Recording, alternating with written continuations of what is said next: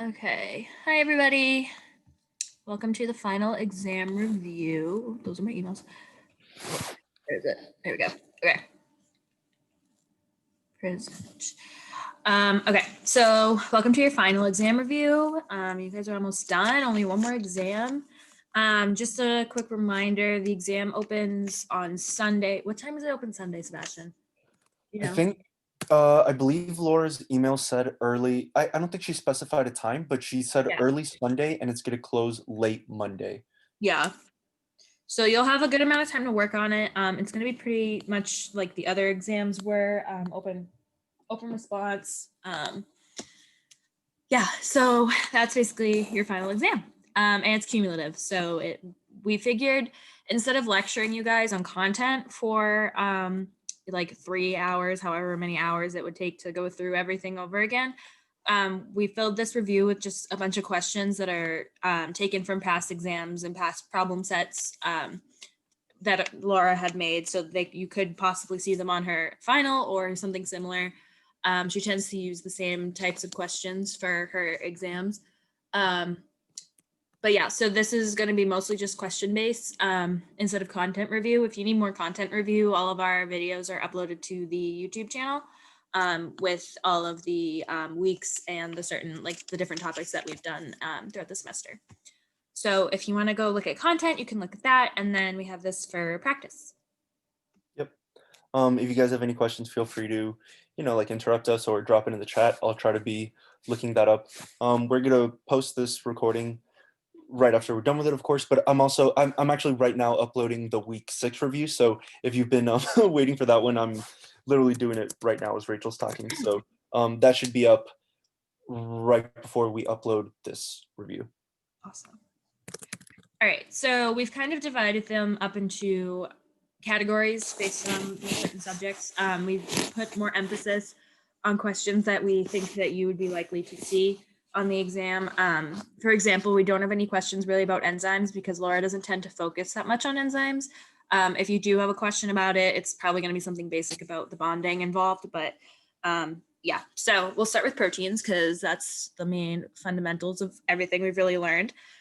So number one, so throughout this video, we'll pause for a second, but obviously if you need to pause if you're watching, you can pause for longer, try to figure it out, and then listen to our answers. So number one in proteins, consider the structure of tyrosine.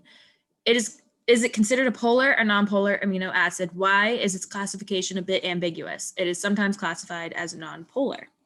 Kind of answers the first part of the question, but so we'll pause. What do you guys think about tyrosine? And the people that are here, if you want to either turn your mic on and answer, or you can answer in the chat. Either works. Yeah. It doesn't matter to me, but we'll pause for a second. You could also like privately DM one of us. So if you don't want to like share your answer out loud, feel free to privately, and we'll obviously like conceal that, but we'll expand on the answer. Right. All right, so what do you guys think? Why is the classification of tyrosine ambiguous?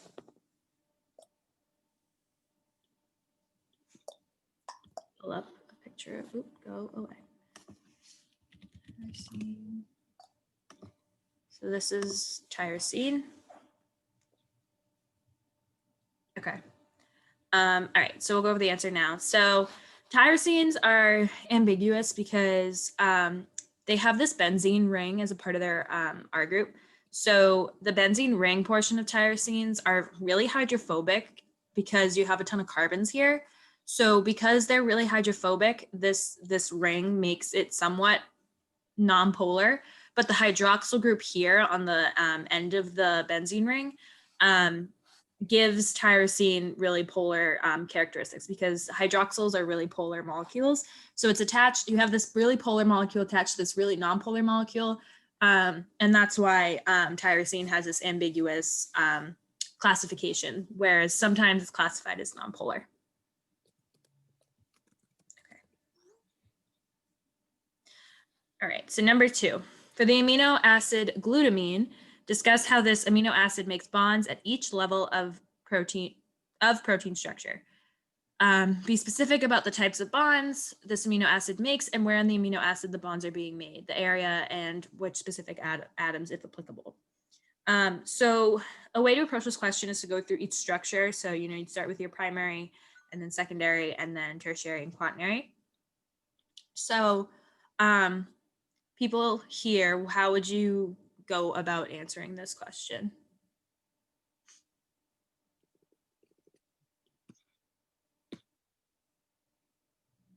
Sebastian, how would you answer this question?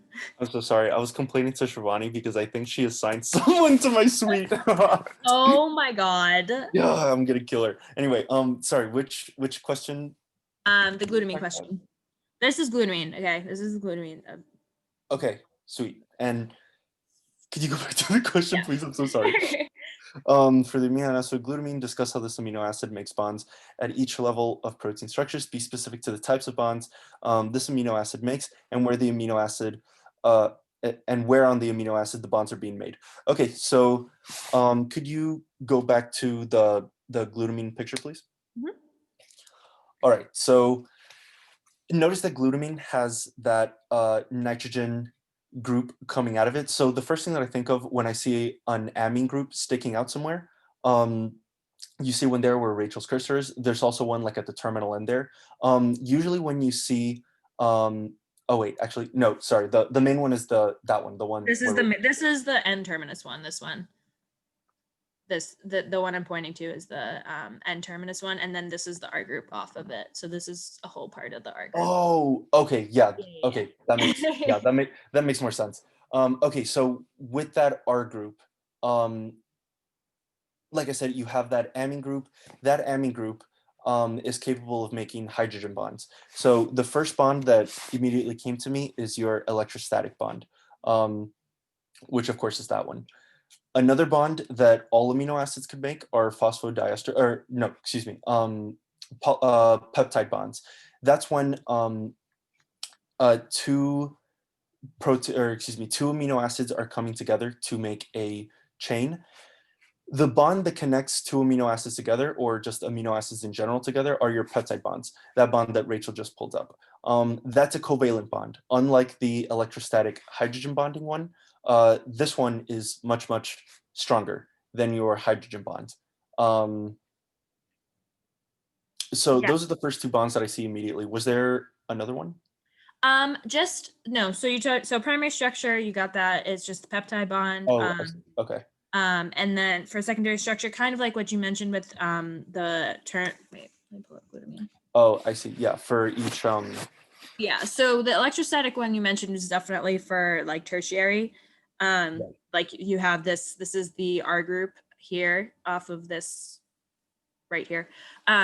So those electrostatic interactions definitely happen here. And then just to highlight how secondary structure for all amino acids is going to be hydrogen bonds between the backbone atoms. So you'd have your backbone atoms are here, so it starts here, and then you have this.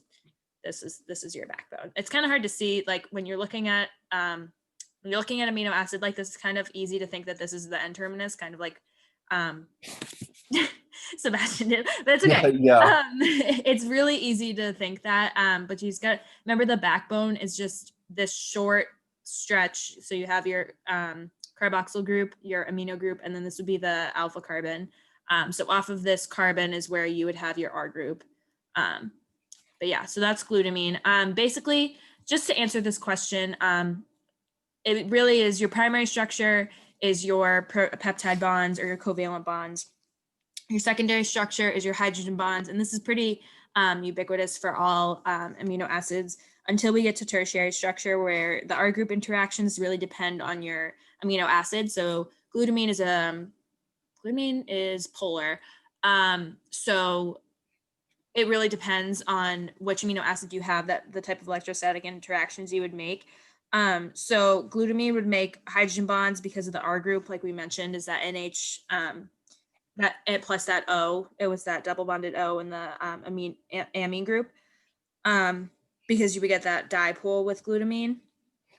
And then quaternary structure for glutamine would be the same as tertiary because we don't really have a quaternary structure to go off of with just glutamine. So in this specific question, unless she gave you more like background on quaternary structure, then you could write a little more, but because she didn't, you don't really have to say anything other than that quaternary would be the same as tertiary. And also if you guys want to stop and ask questions, like you obviously can at any point in time as well. All right, so which of the following characteristics of proteins will remain intact if the protein is denatured? The shape of the protein, the function of the protein, the solubility of protein in water, and the number of amino acids in the protein. This is multiple choice. Mhm.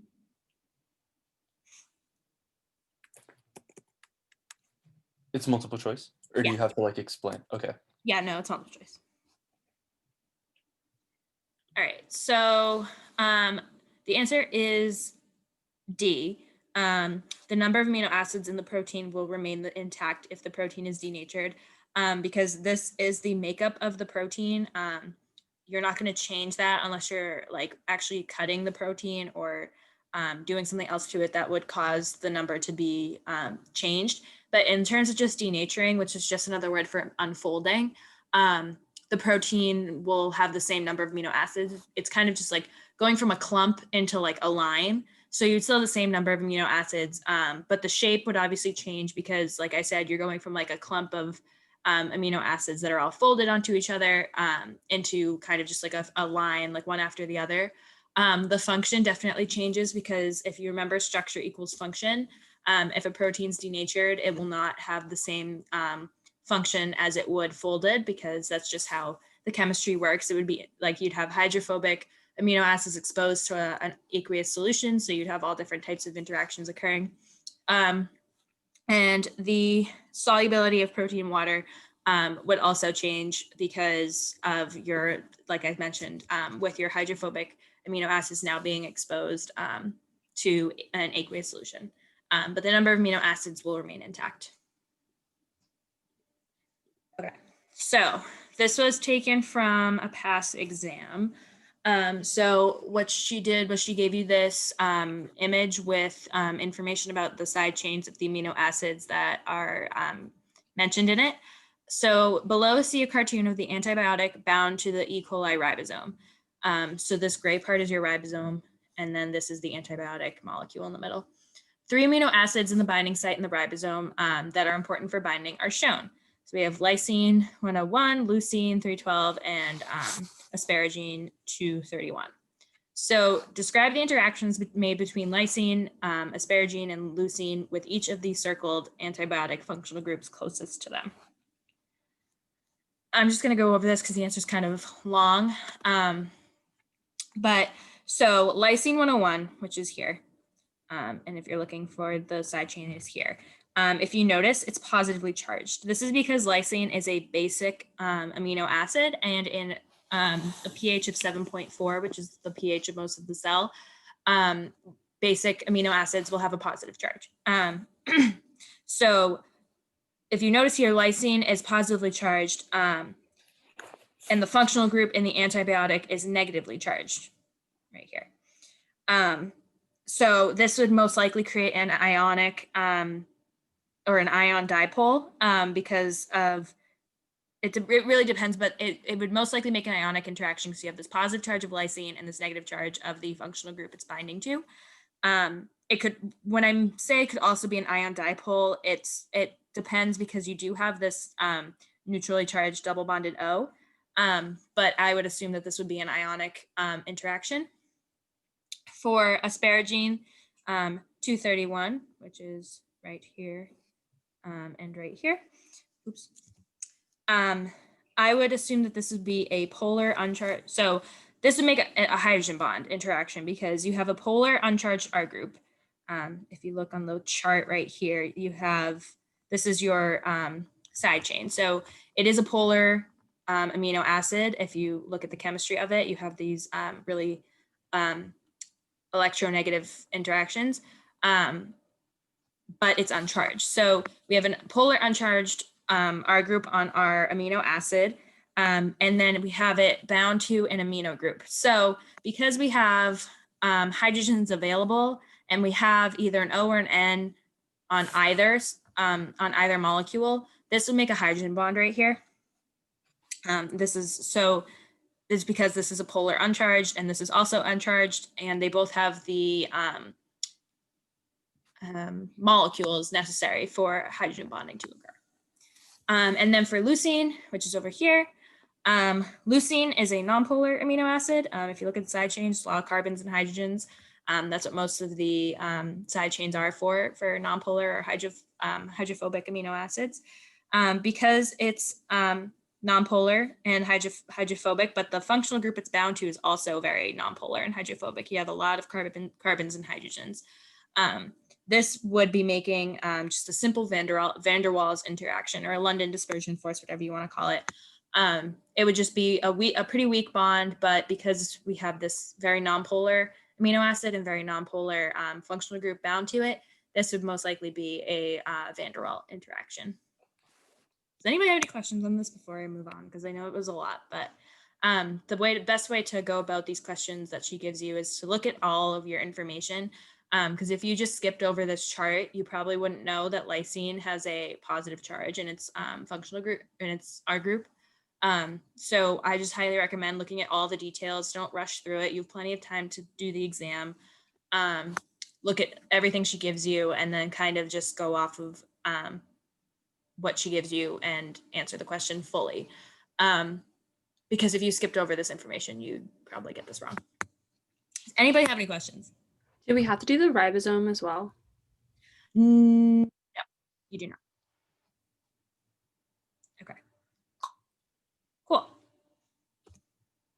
right, so more amino acids. So below are 7 amino acids. Indicate all the characteristics that apply to each amino acid by writing the letters in the blanks provided. This was also from a past exam. So we have our lysine, we have arginine, proline, aspartic acid, tryptophan, and methionine. So the first thing I recommend when you're doing these is to identify each amino acid you're given by what category they fall into, whether nonpolar or polar. So lysine is a basic amino acid. Arginine, so that's polar. Arginine is also basic polar amino acid. Proline is nonpolar. Aspartic acid is every time you see acid, you know it's an acidic amino acid. So there's only 2, aspartic and glutamic. But if you see acid, you know it's polar and it's an acidic amino acid. Tryptophan is polar, and right? Or is it nonpolar? I forget. Tryptophan is nonpolar. I was right. And methionine, no, I was wrong. I said tryptophan is polar. Tryptophan is nonpolar. Methionine is also nonpolar, yeah. So when you identify each of them, so now we know we got polar, polar, nonpolar, polar, nonpolar, nonpolar. So right off the bat, we know that aspartic acid and lysine and arginine cannot be C, which is nonpolar hydrophobic. We know they're polar hydrophilic. So we could put G in for lysine, for arginine, and for aspartic acid. And we can put C in for proline, tryptophan, and methionine. So that's one way to go about doing this, is just starting right off the bat by categorizing them by nonpolar or polar, because that'll help you answer these questions also. So based off of that, based on whether or not they're polar or nonpolar, we can also go through for B. So if the R group is charged at a pH, so this means the R group can only be charged in polar amino acids. So we know that since we already said proline, tryptophan, and methionine are all nonpolar amino acids, B can't apply to them, because if they're nonpolar, they cannot be charged. However, lysine, arginine, and aspartic acid can be charged because they are polar molecules. In this case, all 3 of these, lysine, arginine, and aspartic acid, can be charged at a pH of 7.4 because lysine and arginine are basic and aspartic acid is acidic. However, if you were given a polar amino acid such as glutamine is a polar uncharged amino acid. So B would not apply to it. Another uncharged amino acid would be cysteine. So if you're ever given, so you'll have your amino acid chart, because there's like an amino acid chart. Yeah. The protein powder. Yeah, literally. So if you have your chart in front of you, this one's better. This is one I use for the MCAT. So here your electrically charged side chains. So these are all polar amino acids, all of these, but only the acidic and the basic polar amino acids will be charged at a pH of 7.4. The other polar, so we have serine, threonine, cysteine, tyrosine, asparagine, glutamine, these will never be charged. They're polar uncharged. And then non-polar amino acids, like everything else that we mentioned, will also never be charged. There's only 5 amino acids that will ever be charged. So to go back to this question with B, our group is charged at a pH of 7.4 because we've identified lysine and arginine as basic and aspartic acid as acidic. They are part of the 5 amino acids that can be charged, and we can put B for these as well. And then to go back to A for a second, which amino acid is the only amino acid that can form disulfide bonds? Cysteine. Yep, exactly. So do we see cysteine anywhere here? No. So none of these are going to have A. So we can just cross that one out. We did nonpolar, we did our group charge. So D, the ring side of the chain is covalently linked to a peptide backbone. So there's also only one amino acid that has this, and it is within this list. Does anyone know which amino acid has the ring side of a chain covalently linked to a peptide backbone? This is the only amino acid in which it's, another way to phrase this, is the only amino acid that has its R group covalently linked to the backbone. And it's one of these. It's okay if you don't know. Sebastian, do you know? Was it proline? Mm-hmm. If you look back at the chart right here, where's proline? Proline is the only one that has that's R group that comes off of this carbon. That's bound. It makes a ring. It makes this like pentagon ring, but it's bound to the end terminus of its backbone. So proline is the only one that has this feature. All right, so has a ring. We just mentioned proline does. This is just, you don't have to memorize this. This for E, this would basically be looking at your chart. So does lysine have a ring? Where's lysine? No. Does arginine have a ring? No. Does proline have a ring? Yes. Does tryptophan have a ring? Yes. Does methionine have a ring? No. Am I missing one? What's the other one? Aspartic acid. Does aspartic acid have a ring? No. So the only ones here are, hello? Okay. The only ones here that have rings are proline and tryptophan. So that's just looking at your pictures.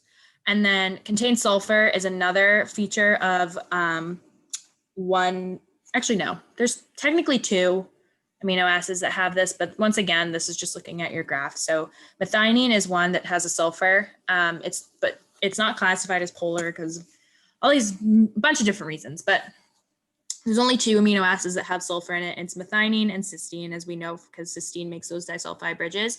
So methionine does technically have sulfur, even though it's not classified as polar, but this would count because methionine does contain sulfur.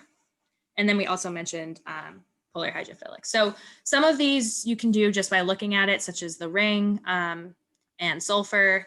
But some of them you need to know, such as the R groups, which ones are charged and which ones are polar and non-polar. But also, because this is take home, I guess you guys could also just look up the chart, but it definitely helps to know which ones, like the rules for each. Okay. So these ones, yeah, so, okay.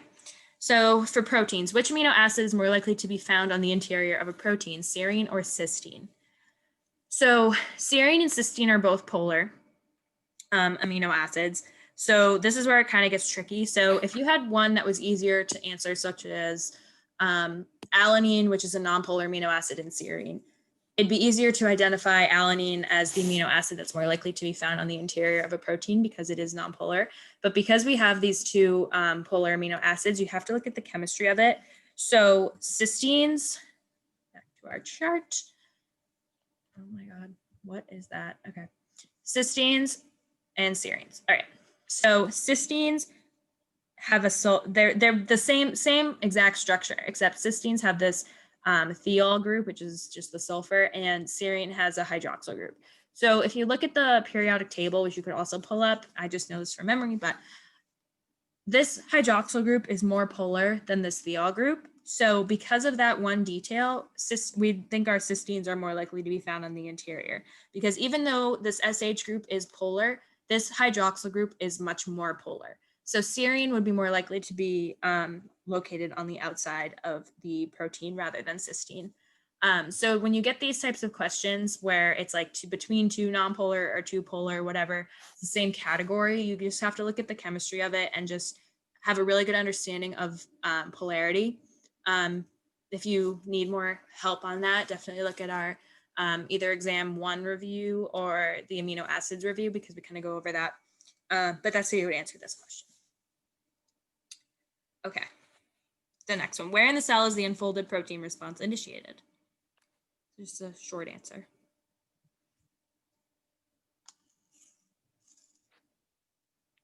Does anyone know? It's initiated in the ER.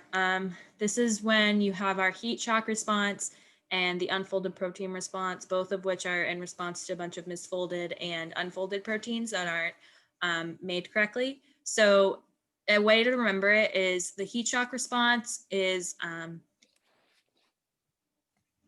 better way to remember it is the unfolded protein response is the UPR is initiated in the ER. That's how I remember it, is that R. The heat shock response is less of like, it doesn't have as much relevance as the UPR. We really talk more about the UPR because it does more for the cell. Sometimes really depends on the scenario, but for some reason we talk about it a lot more in this class. So the unfolded protein response is initiated in the ER, whereas the heat shock response is initiated in the nucleus. Okay, so describe 3 outcomes of the UPR. There's 4 you could mention, but this one asks for 3. Basically, another way to describe the 3 outcomes is what strategies does the cell use to respond to an increase in misfolded or unfolded proteins?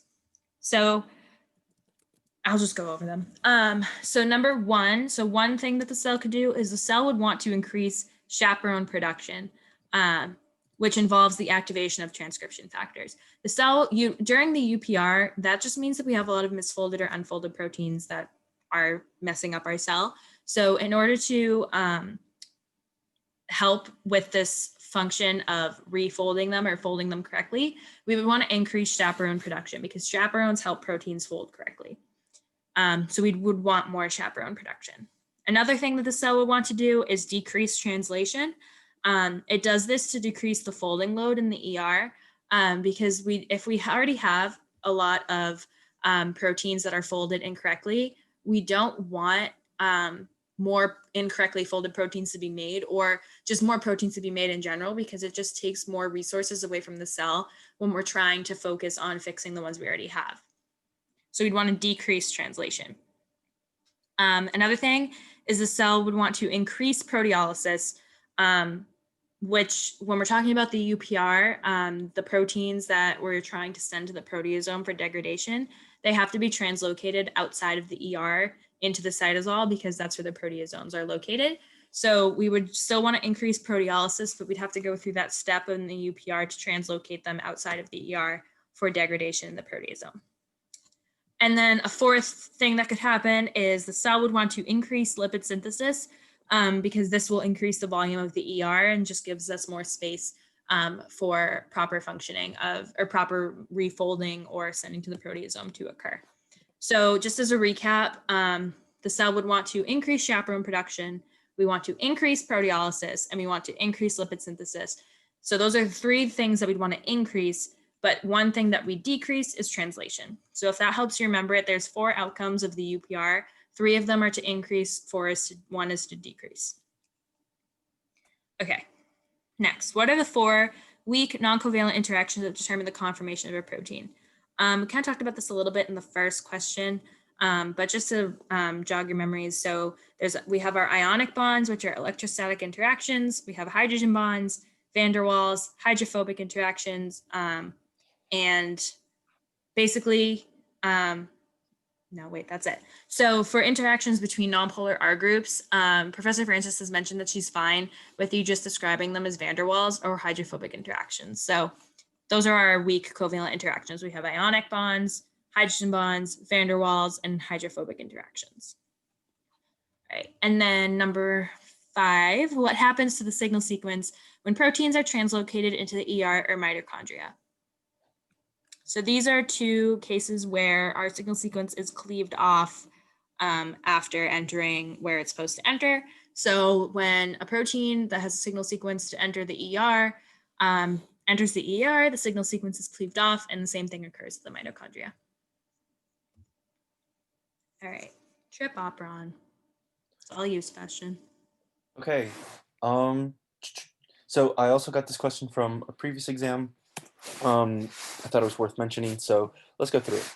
Trip operon regulation, 2 mutants of this operon are described. So here are your 2 mutants. You have mutant A is a cell that expresses the trip repressor protein, unable to bind to tryptophan, but still able to bind to the operator DNA.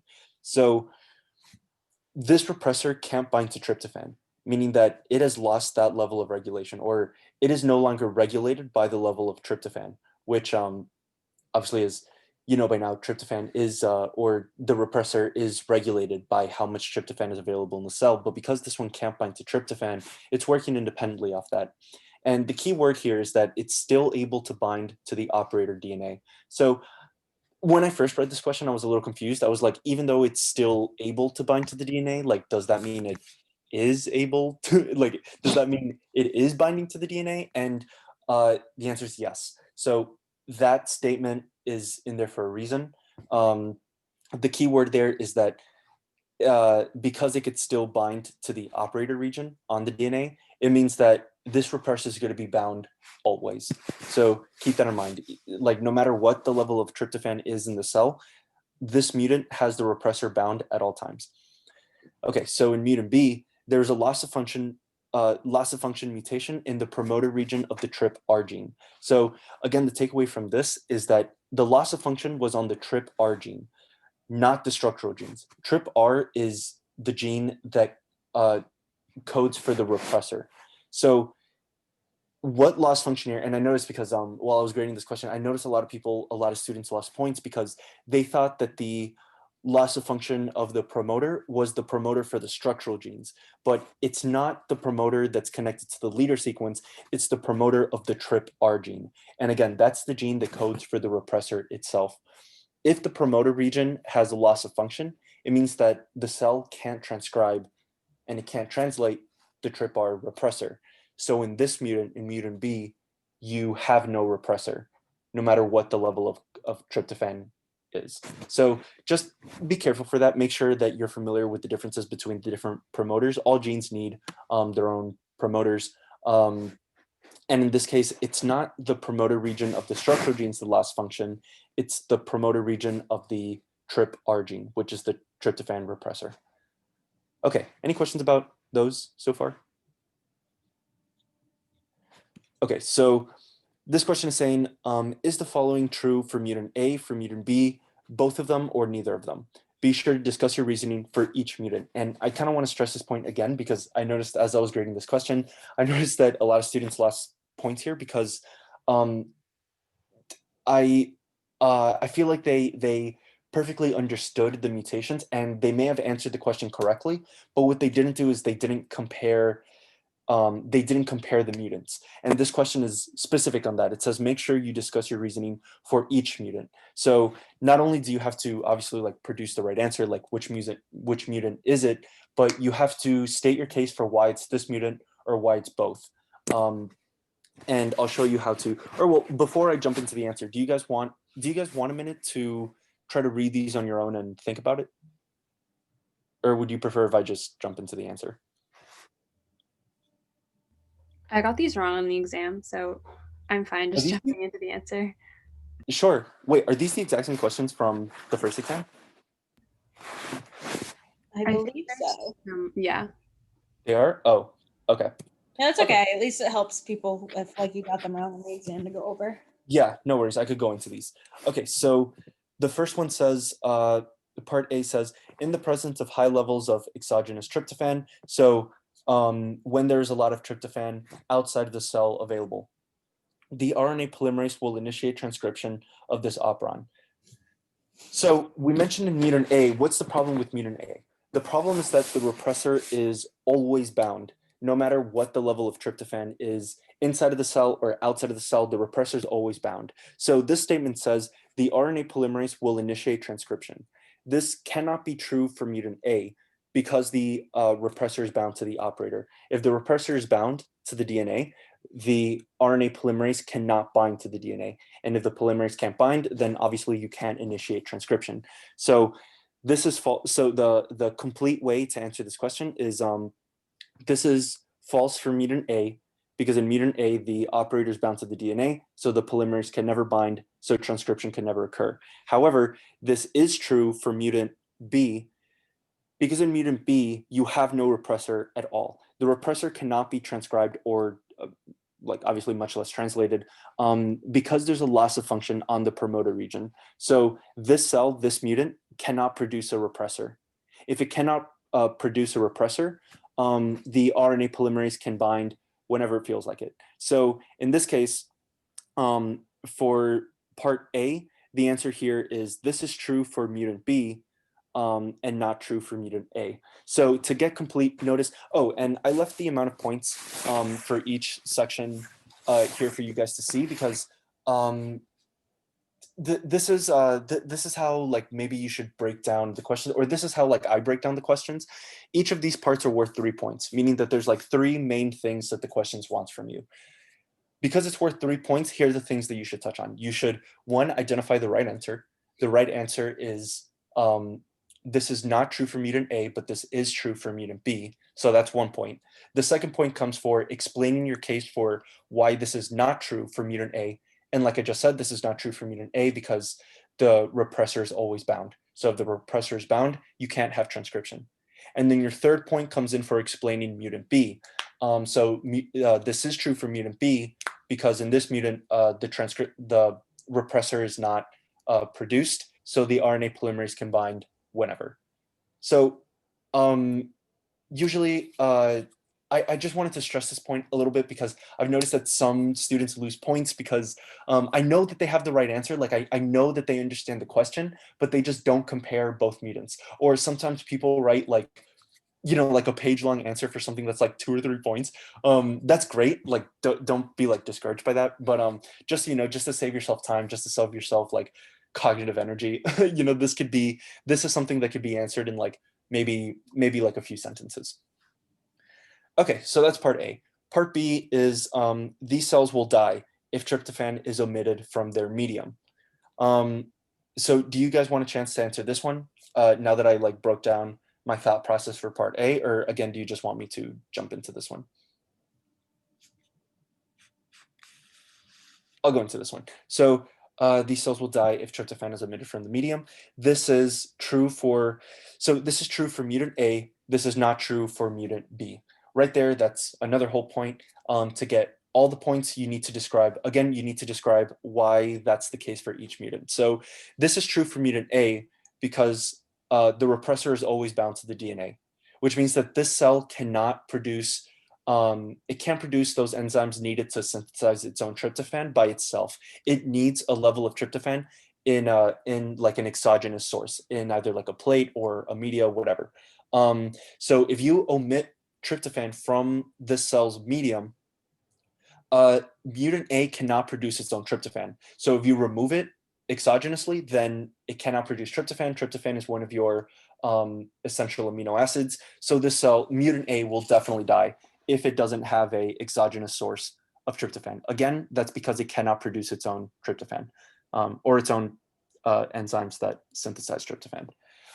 This is not true for mutant B because of the fact that since there is no repressor, the RNA polymerase is free to transcribe all of the structural genes needed to synthesize tryptophan.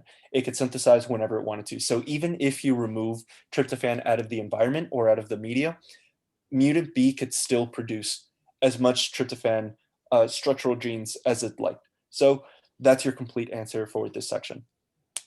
Okay, and for the last one, these mutants will show a wild-type normal phenotype at all tryptophan concentrations in a non-mutated TRP repressor could be inserted into the genome and expressed from it. Do you guys want an opportunity to answer that one by any chance? Okay, no worries.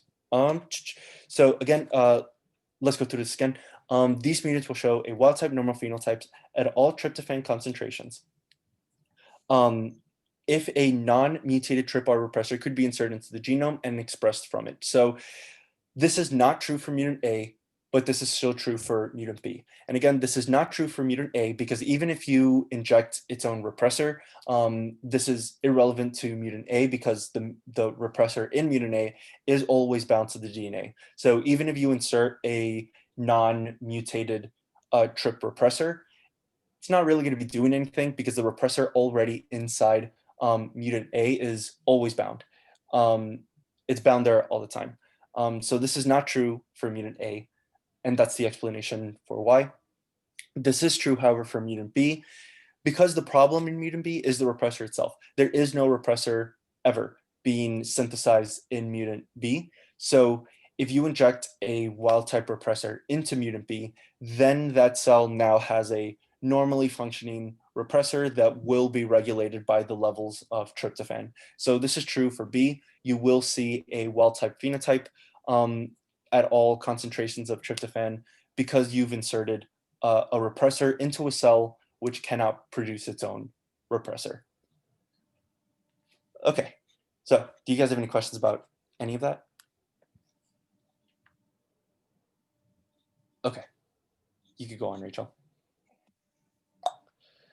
Okay, so we have more gene expression regulation. So again, I left the number of points here for you to see because this is like the breakdown that maybe you should do for yourself. Notice that this question is worth 10 points.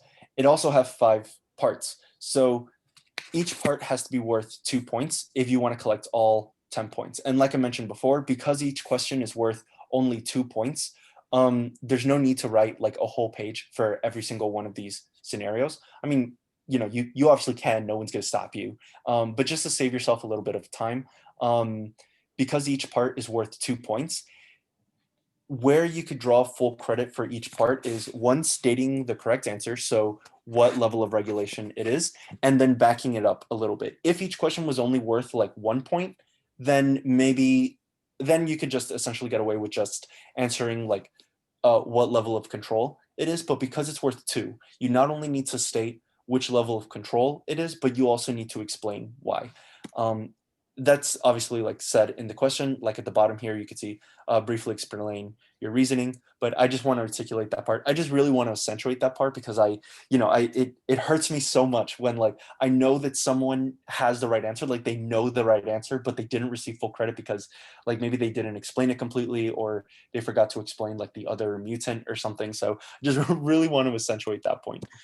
Okay, so the question says, for each of the example scenarios below, state whether the following is an example of transcriptional control, post-transcriptional control, RNA processing control, translational control, or post-translational control. So you definitely have to be familiar with what these are. Thankfully, the level of control is kind of said in the name, and I'll show you what that means.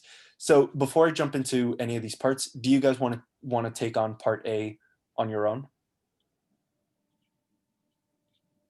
If not, I could jump into it. So part A says, a protein's activity is regulated by nucleotide binding.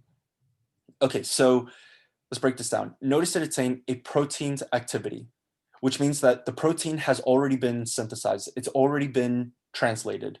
So this protein's activity is being regulated. It's being controlled by something, by nucleotide binding, whatever. So because this protein has already been translated, because it's already in the cell doing its thing, this is an example of post-translational control. Because again, translation is the process of turning mRNA into a protein. So because this protein has already been synthesized, because its activity is being regulated, this is an example of number 5, post-translational control. So you get 1 point in stating that it's post-translational control. You get another point in explaining why. This is post-translational control because the protein has already been translated, and it's mentioning the activity of the protein after it has been translated. So that's how you would earn essentially full points full credit for this part. Okay, so for part B, if you guys ever want to take one of these on yourself, feel free to interrupt me. If not, I'm just going to go like one by one through all of them. Okay, so part B, the chromatin state in a region of the chromatin changes from open to closed. Okay, so the chromatin is this DNA that's tightly wound against a histone. So this is saying that the chromatin is changing from open and closed. So like I mentioned, chromatin is just DNA tightly packed into, or not packed into, but tightly wound against a protein ball called a histone. So you do need to be a little familiar with what this is, at least like the mechanism of this. When the chromatin is open, it means that it's free to be transcribed. It's free for the polymerase, for transcription factors to come in to bind to the DNA and transcribe whatever it is it needs to. However, if it's closed, the DNA is too packed together, it's too wounded together, and it literally cannot fit the transcription factors or the DNA polymerase from binding onto the DNA. So that's what this open and closed is referring to, this state of chromatin. Okay, so this would be an example of transcriptional control. This is transcriptional control because, like I mentioned, we're talking about DNA. We're talking about the DNA being quote unquote open or it being closed. And like I mentioned before, when the DNA is open, it means that it's available for transcription factors and the RNA polymerase to come in and start transcribing genes. So because this is regulating whether or not, because this open or closed state is regulating whether or not transcription factors and the polymerase can come in and start transcribing, this is an example of transcriptional control. Do you guys have any questions about that? Okay. Part C is the ribosome is blocked from binding to a particular mRNA. Okay, the ribosome, of course, it turns mRNA into a protein. So this ribosome is blocked from binding to a particular mRNA. The cell can actually control the affinity of a ribosome to an mRNA. So if a cell really wants a protein to be translated, it really wants a lot of those proteins to be translated, the affinity from the ribosome to the mRNA would probably be really high. But if for some reason the cell needs to halt for a little bit, like let's say it's a UPR response where it needs to downregulate translation, the cell could actually lower the affinity for the ribosome binding to the mRNA. If the ribosome cannot bind to the mRNA, you can't translate your mRNA into a protein. So because this is a scenario where the cell is controlling the rate at which the ribosome can bind to the mRNA, this is controlling the rate of translation. So this is an example of translational control. And recall that translation is just a process of going from mRNA to a protein. So if the ribosome is blocked from binding to that mRNA, you're essentially blocking translation. And it means that you're controlling how translation is functioning. So as I mentioned before, it's kind of it's self-described in the name, like transcriptional control, translational control. You just have to be familiar with, of course, the difference of transcription and translation. You have to be familiar with what those mean as well. But if you have these definitions pretty down packed, then these become a whole lot easier. Okay, so RNA interference leads to the degradation of a specific mRNA. Okay, so I don't remember if I think I was grading this question. I noticed that a lot of people during the fall semester, a lot of people said that this was an example of post-translational control, but this is actually post-transcriptional control. So recall that post-translational control or post-translation is the protein's life, like what the protein is doing, how the protein is being regulated. Because we're talking about the rate of degradation for an mRNA molecule, this mRNA hasn't been translated yet. So this has nothing to do with translation yet. So because this is the rate of degradation for mRNA, and because the mRNA obviously exists, this is not an example of transcriptional control, because transcriptional control controls the rate at which something is transcribed. this mRNA has already been transcribed. That's why it's mRNA. So this is an example of post-transcriptional control. Because we're talking about the life of the mRNA post-transcription. Okay, and finally, a specialized nucleotide is added to the 5' end of the mRNA to help protect it from degradation. So this is, do you guys want to tackle this one by any chance? Okay, so this is an example of RNA processing control. This is processing control because we're talking about what is happening to the mRNA molecule. So notice that we're talking about a specialized nucleotide, which is the 5' guanine cap. The 5' guanine cap is added to your mRNA to help protect it from degradation. So as you guys probably know by now, mRNA has to be escorted out from the nucleus into the cytosol for it to be translated.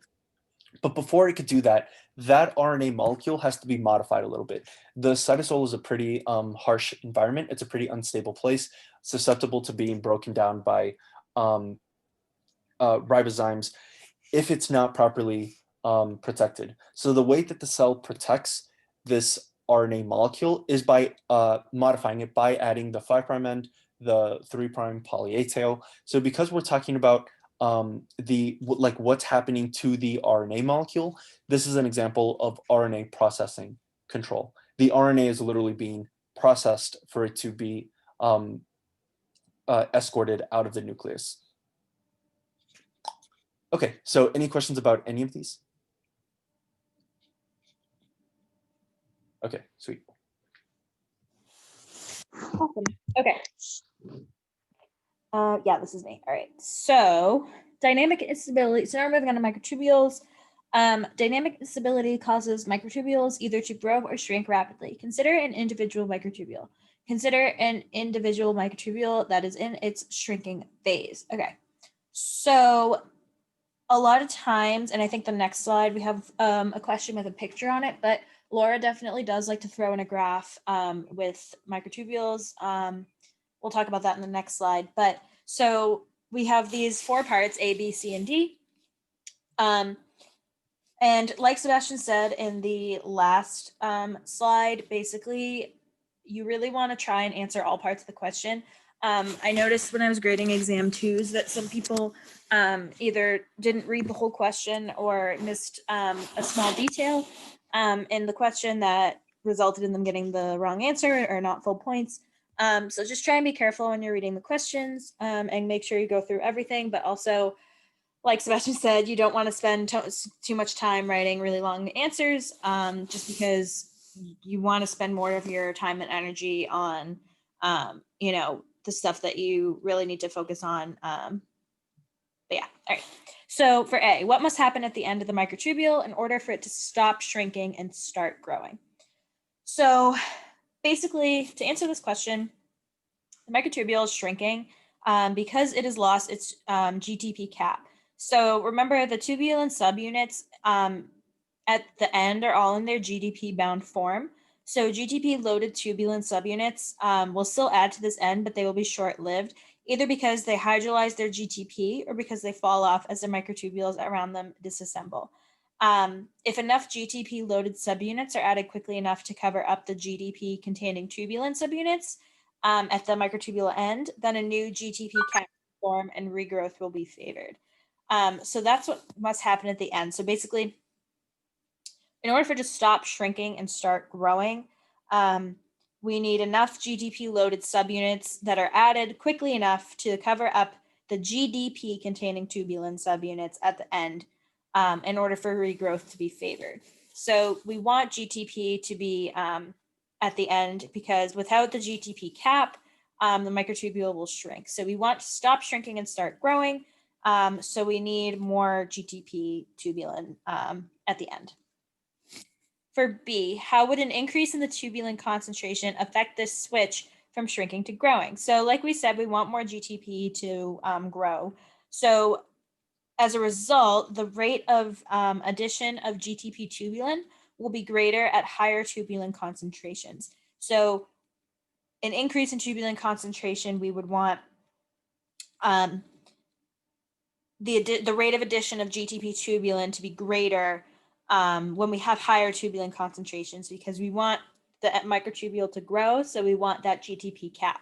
So the frequency with which shrinking microtubules, when they switch to the growing mode from shrinking, so when we switch from shrinking to growing, I guess it's a better way to say it, my notes kind of made that confusing.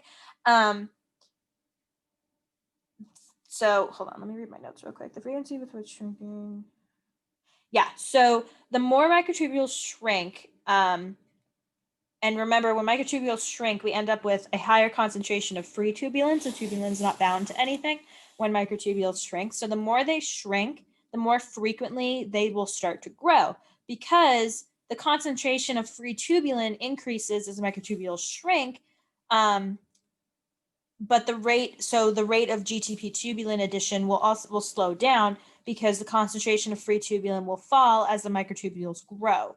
So when the microtubules shrink, we end up with more free tubulin. So that's why the increase in tubulin concentration will affect the switch, because now we have more free tubulin to be bound to GTP. So when they grow, the concentration of free tubulin decreases because we have more GTP tubulin. Yeah, wait. That doesn't make sense. Does that make sense, Sebastian? Am I making sense? I'm like rambling. I'm so sorry. Sorry, which section were you on? On B, I was talking about how when microtubules shrink, free tubulin concentrations increase. So Yes. does that mean there's more available to bind to GTP? It depends how much GTP is available. Right. So okay, how would an increase in the tubulin concentration affect the switch from shrinking to growing? I think it would extend where it plateaus. So because now you have more tubulin concentration, the plateau phase is going to be higher than in a experiment where you didn't add that tubulin. But it obviously wouldn't grow like indefinitely, because you still need Right. some GTP concentration. Right. So the GTP, as microtubules start to grow, the rate of GTP tubulin addition will eventually slow down because we plateau a bit.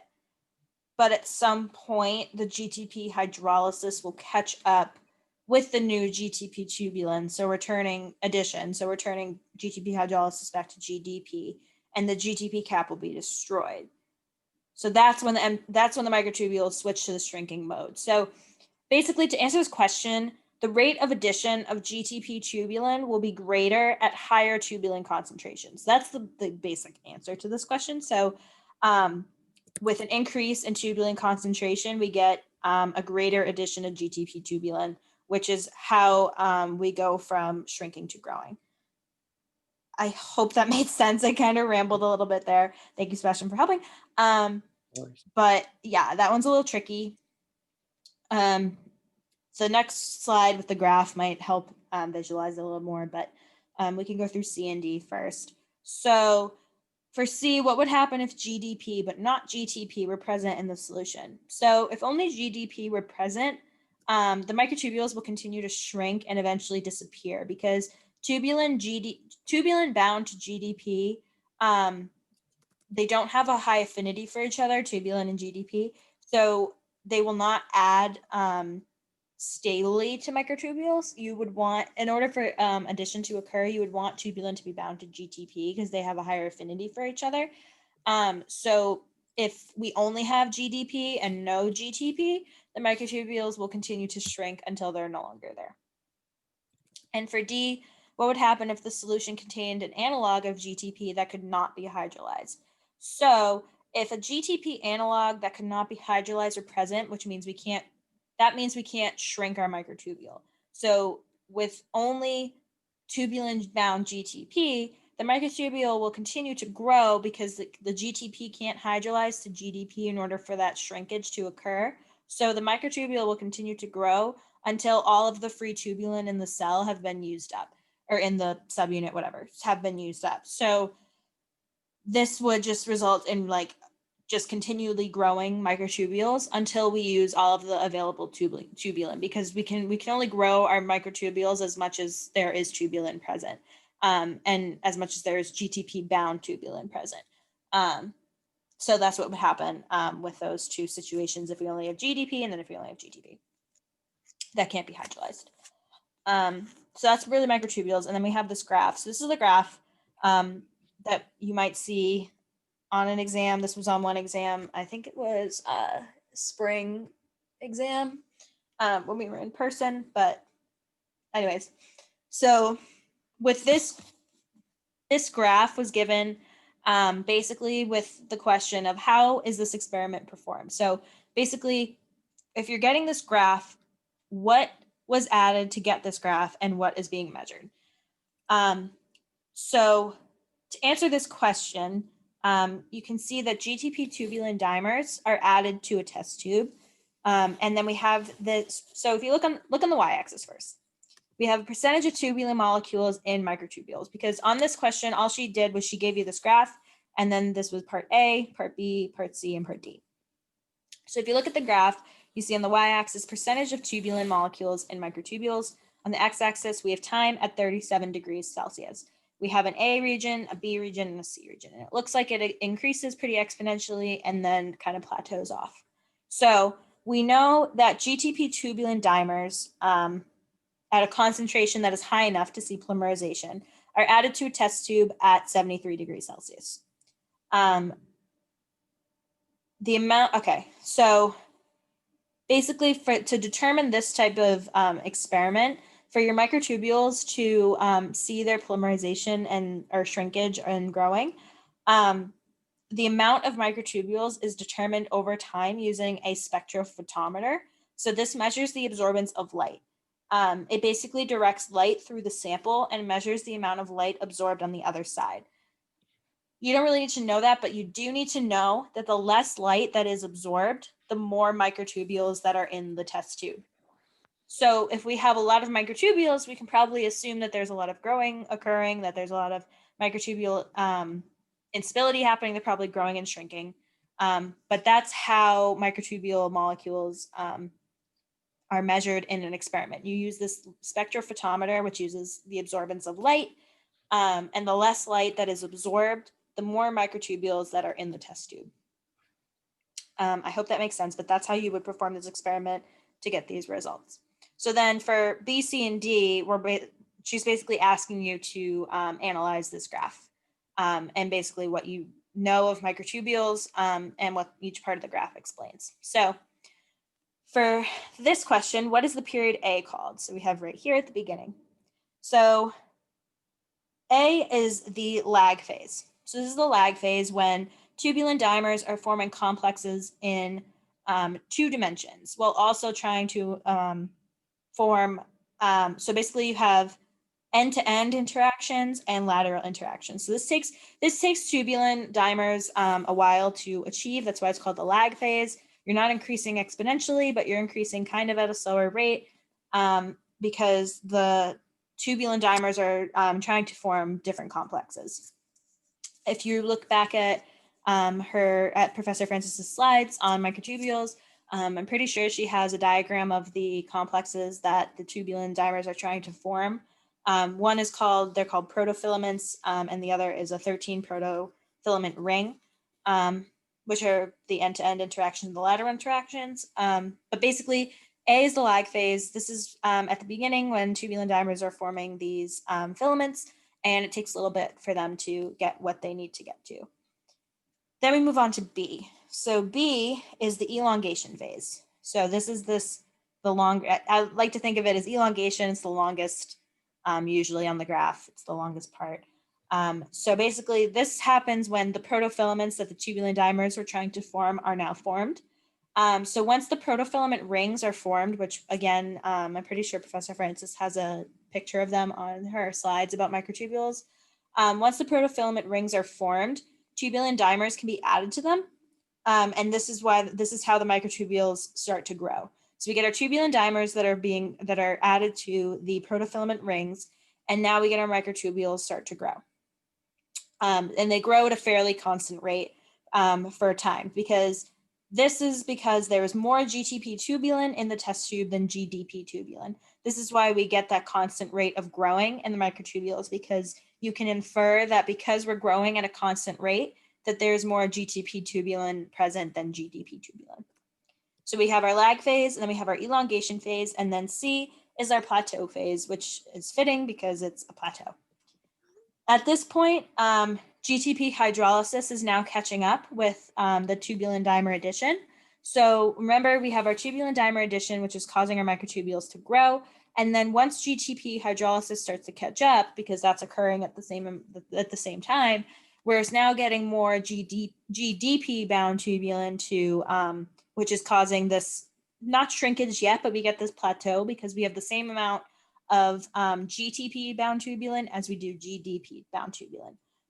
This leads to this like equilibrium because some microtubules are growing and some are shrinking. So even though we know some are growing and some are shrinking, and we know that there is a movement happening, in the test tube, it looks like there's this a constant amount of microtubules in the test tube because we have this equilibrium of growing and shrinking. So this is kind of how to look at this graph. We have our lag phase, our elongation phase, and then our plateau phase. All right, so now moving to the cell cycle. So for this question, if the G2 checkpoint were activated, the cell would want to stop the activation of M-phase cyclin CDK. Briefly explain two ways that involve proteins in the G2 checkpoint pathway that cells could keep M-phase cyclin CDK from being activated. So for this question, it's one of those questions where answers could vary. But basically what she's looking for is just your knowledge of like the G2 checkpoint and the proteins involved in it. So to go about this question, I would think of the proteins involved in the G2 checkpoint pathway because that's what she has here, that involve proteins in the G2 checkpoint pathway that keep the M phase and cyclin CDK from being activated. So one way could be, hold on, sorry, my laptop glitched. Okay, so one way is the cell could inhibit CDC25 or CAC to keep M-phase cyclin CDK from being activated.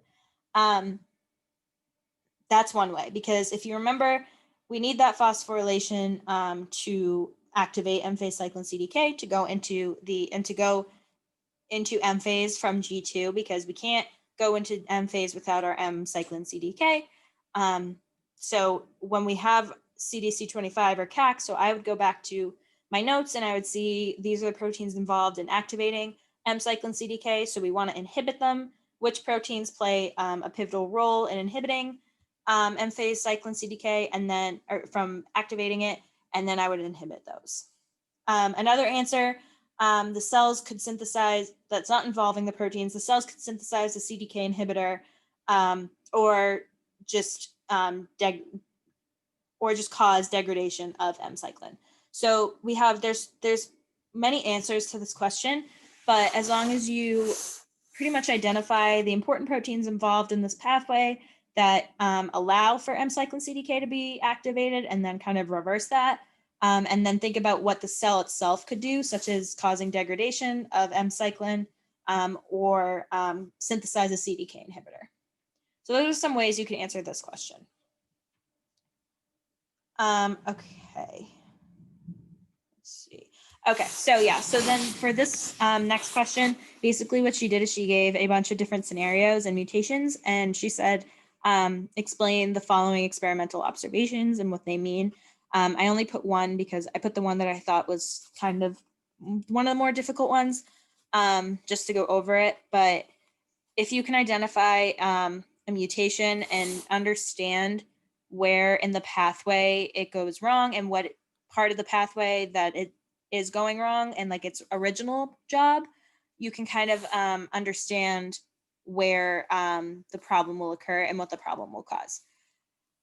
I noticed, this is just a side note, I noticed while we're talking about like cell cycles and pathways, on the second exam, a lot of people indicated that if there was an overactive RAS mutation in a pathway, would an RTK inhibitor stop it? And the answer was no. And a lot of people put yes because they thought the RTK would stop the RAS from even being activated. But you have to look at the question and you have to look closely at what is the mutation is affecting. So if you have an overactive RAS mutation, it doesn't matter anything that would activate it or inactivate it that's upstream from it. So that was just one question from exam 2 that I noticed a lot of people got wrong. But so that's just something I want to segue into for this question because we're talking about a mutation. So in this specific example, a mutation in CDC6 that changes the serine that CDK phosphorylates to an alanine, and as a result causes DNA damage to occur. So CDK phosphorylation, if you remember, of CDC6 causes CDC6 to be sent to the proteasome. This occurs in S phase most of the time to prevent the reformation of the pre-RC. Because remember, we don't want DNA replication to occur twice in one cell cycle. So this is a mechanism that CDK phosphorylation of CD6 does to degrade CDC6 so we don't get another round of replication. So that's the normal function of CDK phosphorylation of CDC6. So now if we change the serine that CDK phosphorylates on CDC6 to an alanine, we're going to get something else to occur because we know that alanine cannot be phosphorylated. This was a question on the second exam that was mentioned before. Alanine cannot be phosphorylated. So if we know that CDK that normally phosphorylates the serine on CDC6 to degrade it, if we now switch the serine to an alanine, which can't be phosphorylated, CDC6 can't be phosphorylated and can't be degraded. So what happens is, as a result, this mutation could lead to a second round of DNA replication that we don't want to happen. We don't want another reinitiation of DNA replication because this could lead to DNA damage. Replication could not finish completely. The replication forks can break, and we can also end up with broken chromosomes. So these are just some things that could occur. But this would be an explanation of why this DNA damage occurs if we switch the serine to an alanine, because alanine cannot be phosphorylated because it doesn't have the proper chemistry for it. Serine can. So because we can't phosphorylate alanine, we can't send the CDC6 to be degraded after one round of replication, and we'd get DNA damage because we get another initiation of DNA replication. I hope that makes sense. That was just my spiel on mutations because she likes to ask a lot of questions about either loss of function or gain of function. You just got to be careful in your answers. Think about what normally happens and then think about what would happen if you were to alter it. All right, so the next question, where in the cell cycle would the cells get stuck if WEE1 was inhibited? So remember that WEE1 is the molecule that phosphorylates CDK and its inhibitory site. So WEE1 is responsible for inhibiting CDK. So if WEE1 was inhibited itself and couldn't inhibit CDK, this means that the cells wouldn't get stuck because if WEE1 is what's holding CDK inactive during G2, there's now nothing holding CDK inactive. So eventually CDK would just continue to be active and could push the cell to go through each cycle. Unfortunately, this doesn't mean it's always a good thing because ultimately what would happen is the cells would probably be smaller because the whole point of WEE1 is to keep CDK inactive enough until for the cells to grow enough in G2 phase before we enter M phase. And if WEE1 doesn't work and inhibit CDK, the cell would kind of skip G2 a little bit and wouldn't grow to the size it's supposed to grow. And it would just go into M phase when it isn't ready yet. So the cells wouldn't get stuck if WEE1 was inhibited. They would actually move too quickly through the cycle because WEE1 is an inhibitor itself. All right, so now back to the cell cycle with S phase. So the first question we have here is what localization signal sequences would you expect the MCM complex to have? So if you remember, the MCM complex is used in DNA replication, which occurs in the nucleus. So the MCM complex has to have, actually it has both a nuclear localization sequence and a nuclear export sequence. because they cycle in between the nucleus and the cytosol. So they go into the nucleus to take part in DNA replication. That's why they have their nuclear localization sequence. But they also need to exit the nucleus and go into the cytosol when DNA replication begins, because not all of the MCM complexes take part in DNA replication. So this is why the MCM complex needs both an NES and an LS. It needs to go in and out of the nucleus. The mechanism that the MCM complexes have to leave the nucleus and go into the cytosol is actually part of the cell's way of inhibiting the reformation of pre-RCs, because by having the MCM out of the nucleus, it can't take part in another set of DNA replication, and we wouldn't get that damage that I talked about in the last slide. So because the MCM complex has to alternate between going in and out of the nucleus, it has to have both a nuclear localization sequence and a nuclear exploit sequence. All right, so to continue talking about MCM complexes, so what happens to unused MCM complexes during S phase?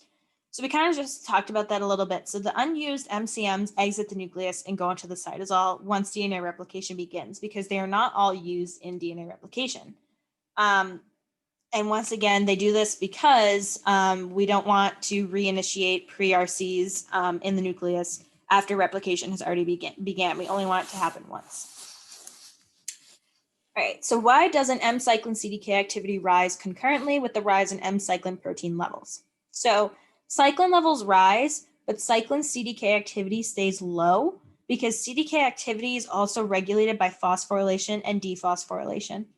In G2 phase, as the cells are getting ready for M phase, CDK is phosphorylated by two kinases, like we talked about, CAC and WEE1. CAC phosphorylates it at its activating site. WEE1 phosphorylates CDK at its inhibiting site. And this is why the M-cyclin CDK activity does not rise concurrently with the rise in M-cyclin protein levels, because we are inhibiting CDK activity until the cells grow enough in G2 phase before we take off WEE1 with CDC25, which is the phosphatase that takes off the WEE1 phosphate. And then that's how we get CDK activity to rise once the cell is ready to grow. So the reason it doesn't rise with the level in proteins is because CDK has to be inactivated until the cell is grown to the right size in G2. All right, so what is the difference between a kinetochore and a centromere? So if you remember, they're both at the middle of the sister chromatids. The centromere is the region of the chromosomes where the kinetochore binds. The kinetochore itself is its own multi-protein structure that binds at the centromere. And this is where the kinetochore microtubules bind to the kinetochore is on the centromere. So the centromeres are part of the sister chromatids. The kinetochores are a protein that bind to the centromeres. All right, so some true or false. Okay. All microtubule organizing centers contain centrioles that help nucleate microtubule polymerization. Is this true or false? So this is false. The microtubule organizing centers are centrum that we discussed in this class are centrosomes and basal bodies. They do contain centrioles, both of them, but only in the basal bodies are centrioles are where the centrioles are places from which the microtubules are nucleated. So not all of them are, only the basal body ones are. So the microtubules that were centrosome, or microtubule organizing centers that are centrosomes don't participate in this, only the basal body ones do. All right. There is no fundamental distinction between signaling molecules that bind to cell surface receptors and those that bind to intracellular receptors. This is also false. Signals that bind to cell surface receptors are hydrophilic because they can't pass through the cell membrane, whereas the signals, because we have that barrier, hydrophilic molecules struggle to get through the membrane because of the hydrophobic tails of the phospholipid membrane. Hydrophobic molecules can bind to the intracellular receptors. So there is a distinction between the signaling molecules. Cell surface receptor molecules are usually hydrophilic, and intracellular receptor molecules are usually hydrophobic. And then lastly, cyclins are kinases. Is this true or false? Does anyone want to answer this? Pretty sure it's false, actually. Yes. It's false, right? Yeah. Yes. Okay, yeah. So this is false. Is CDK? I don't really have an explanation for this one. That just cyclins are not kinases. That's it. That's it. It's false. These are all false, all three. All right, last slide, I think. No, Okay. 2 more slides. Sweet. Okay. Recombinant DNA technology. By the way, I just posted the week 6 review session a little bit ago. So if you want a refresher on the week 6 material, it's available now on YouTube. Actually, could you guys let me know at some point if you got that? I sent it as an announcement rather than an email. So at some point, could you just let me know if you got that announcement? If not, I'll just resend it as an email. But anyway, let's go through this question. The following questions address some of the steps that would be involved in using recombinant DNA technology to isolate, clone, and purify the protein from E. coli. The name is F8. The protein's name is a clotting factor 8. The F8 gene contains 25 introns. Okay, so essentially you have a gene that you took out from what seems to be a eukaryotic cell because it has introns. And what you're doing is you're taking out this F8 gene that translates to some protein involved in blood clotting. So you're taking out this gene with introns and you're putting it into a prokaryotic cell, into an E. coli. Okay, so off the top of your head, could you guys think of maybe some of the problems that you can already identify with this? If not, it's cool. So let's see the question. When you go to isolate the F8 gene for cloning into an expression vector, can you PCR the gene from the genome, or would you first need to isolate mature mRNA for cDNA production? Explain. Okay, so just a refresher of like what these vectors and what this cloning technology is essentially you're taking a gene from any genetic material, could be from prokaryote, eukaryote, whatever. You're just taking a gene that codes for this particular thing. You're inserting that gene into a vector or into a plasmid, which is this circular DNA that you could insert into the bacteria so that the bacteria could produce that gene of interest, that gene that you inserted into the plasmid that you want expressed. So this question is saying, can you PCR your gene, or would you first need to make cDNA? So notice that the key word here is that this gene contains 25 introns.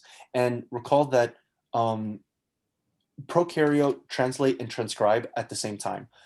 So they don't have RNA processing control. They don't have that level of regulation, which means that they don't have any splicing machinery. They cannot get rid of introns. And introns, as you probably know by now, are like the stretch of non-coding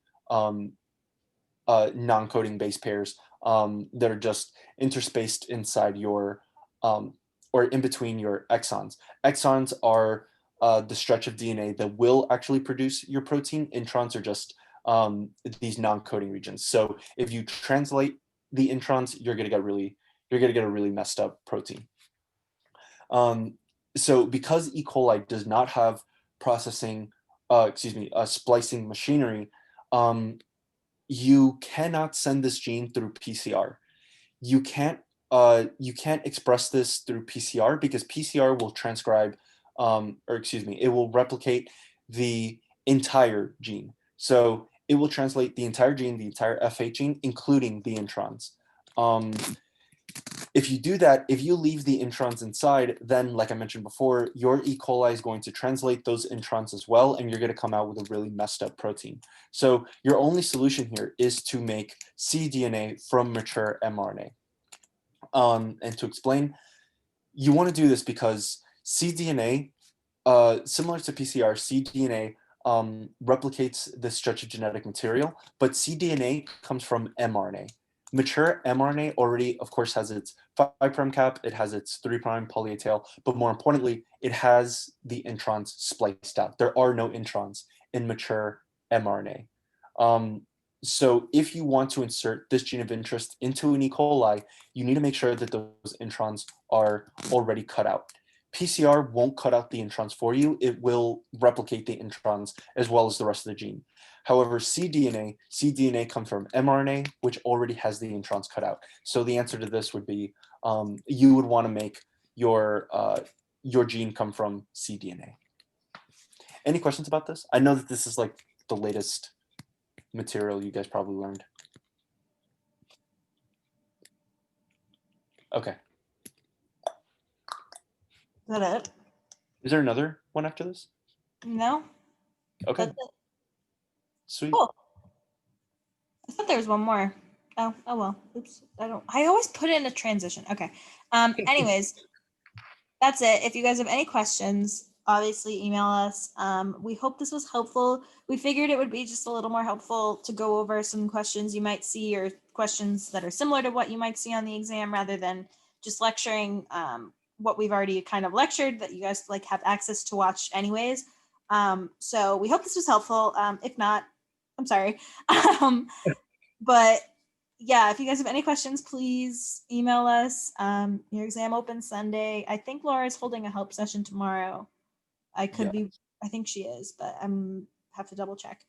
Right. I don't remember the time, but I believe she's holding one tomorrow. If you Right. guys want like a video refresher on like content stuff inside the YouTube channel, if you go into, I made it into a playlist. If you go into the, I think it's like fall 2020 playlist or something like that, and you go all the way into the end, you'll see that the final exam review was broken up into 4 parts. So there's actually like 4 videos that cover all of the, Yeah. they're kind of long. I think they're about like, I think one of them is like 2 hours, and then the rest are like an hour. There's one that's like 30 minutes though. So hopefully that's some relief. Yeah. They were long. Yeah, painful, but we got them done. All right, y'all. So That's all we have for you guys.